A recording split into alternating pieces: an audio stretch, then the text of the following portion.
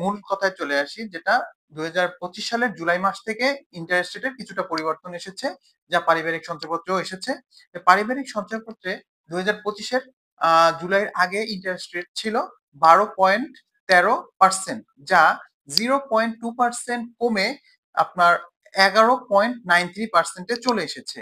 এতে দেখা যাচ্ছে আমাদের ইন্টারেস্টেড যদি কেউ 1 লক্ষ টাকা 5 বছরের জন্য পারিবারিক সঞ্চয়পত্র ক্রয় করে, সে 5 বছর মানে প্রতি মাসেই তো ইন্টারেস্ট পাবে। তবে 5 বছর মিলে টোটাল সে 12,130 টাকা পূর্বে পেত, এখন 11,930 টাকা পাবে। দেখা যাচ্ছে প্রায় 200 টাকা কম পাবে। তো যদিও এখানে 1 লক্ষ টাকার হিসাব দিলাম, সেহেতু মনে হচ্ছে যে টাকাটা খুব কম কমেছে, কিন্তু যখন অনেক বেশি ইনভেস্টমেন্টে আসবে তখন পরিমাণটা অনেক বেশি হবে। যেমন যদি 1 লক্ষ টাকা কেউ যদি 10 লক্ষ টাকা ইনভেস্ট করে, সেক্ষেত্রে দেখা যাবে 1 বছরে তার 2,000 থেকে 2,100 টাকার মতো কম প্রফিট পাবে। এরকম যদি কেউ 40 লাখ টাকা ইনভেস্টমেন্ট করে, সেক্ষেত্রে দেখা যাবে 8,000 থেকে 8,800 টাকার মতো ইন্টারেস্ট সে কম পাবে।